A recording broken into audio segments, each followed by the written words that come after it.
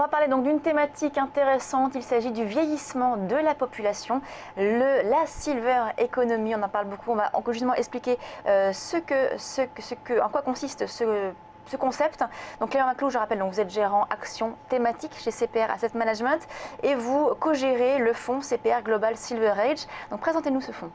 Alors donc c'est un fonds effectivement qui investit sur la thématique du vieillissement de la population à travers tous les aspects de cette thématique. C'est-à-dire que nous avons voulu éviter le cliché quand on pense à cette thématique qui consiste juste à investir dans la santé, donc à travers les trois segments qui sont la dépendance, les équipements de santé et la pharmacie. Cette approche est trop réductrice selon nous, ça consiste à penser que les personnes âgées sont juste des personnes qui consomment des médicaments et qui sont dans des maisons de retraite. Donc nous avons voulu une approche plus globale. Alors bien évidemment, ce secteur de la santé fait partie de notre portefeuille, mais nous avons des secteurs de la consommation liés à la consommation notamment des plus jeunes de cette population, avec les loisirs, le bien-être, l'épargne financière et l'automobile. Donc là, c'est plus la tranche 65 ans. Exactement. Et dès qu'on dépasse cette tranche-là, on arrive sur quel type de secteur alors? Et effectivement, malheureusement, donc la santé commence à décliner. Et là, on arrive sur des secteurs donc plus liés à la santé, donc les trois secteurs que je citais à l'instant, auxquels nous avons rajouté le secteur de la sécurité.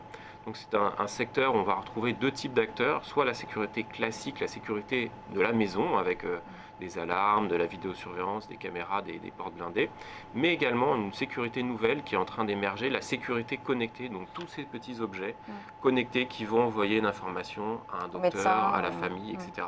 sur l'état de la personne. Le dernier objet que j'ai entendu était un lit connecté qui envoie donc des informations sur le nombre d'heures que la personne âgée a dormi cette nuit, ou au pire, elle ne s'est pas réveillée ce matin.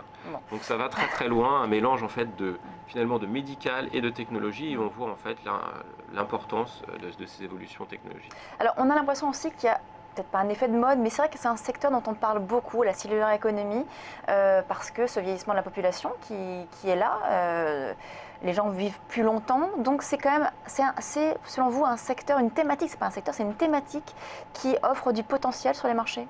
Alors tout à fait, c'est une thématique qui est très porteuse, donc nous on gère donc sur cette stratégie depuis plus de 6 ans, et donc on a constaté très clairement financièrement que c'est très porteur, c'est très intéressant pour les investisseurs. Et en fait, nous avons fait des calculs qui nous ont permis de dégager 3 gros avantages de notre univers d'investissement. Le premier avantage, c'est que cet univers d'investissement croît plus vite que le marché, tant en termes de chiffre d'affaires que de bénéfices. Donc ces sociétés qui travaillent avec les personnes âgées bénéficient en fait d'un surcroît de croissance. Deuxième avantage majeur, c'est que cet univers d'investissement est moins risqué que le reste du marché. Et pourquoi? Alors tout simplement parce que nous sommes en présence de beaucoup de sociétés de services. Donc c'est des sociétés qui demandent une intensité capitalistique qui est plus faible.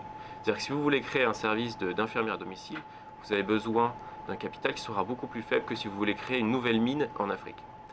Donc les investisseurs qui vont investir dans la société d'infirmière à domicile vont demander un retour sur investissement qui sera beaucoup moins élevé car moins risqué. Donc le fait d'avoir dans notre univers d'investissement des sociétés de services avec de la visibilité nous permet d'avoir un bêta qui est inférieur à 1. Et enfin, dernier avantage qui est très important, c'est que notre univers d'investissement est très robuste, nous l'avons constaté dans le temps. Cet univers d'investissement conserve sa prime, quelles que soient les phases de marché.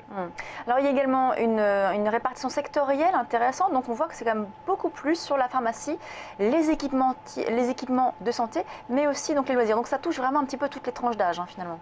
Effectivement, donc la répartition sectorielle du portefeuille d'aujourd'hui est mixte, un petit peu barbell, donc on voit à peu près 50% du portefeuille sur ce compartiment santé avec la pharmacie, les équipements de santé et la dépendance, mais également l'autre moitié du portefeuille qui est sur des secteurs plus offensifs comme les loisirs, l'épargne financière et l'automobile.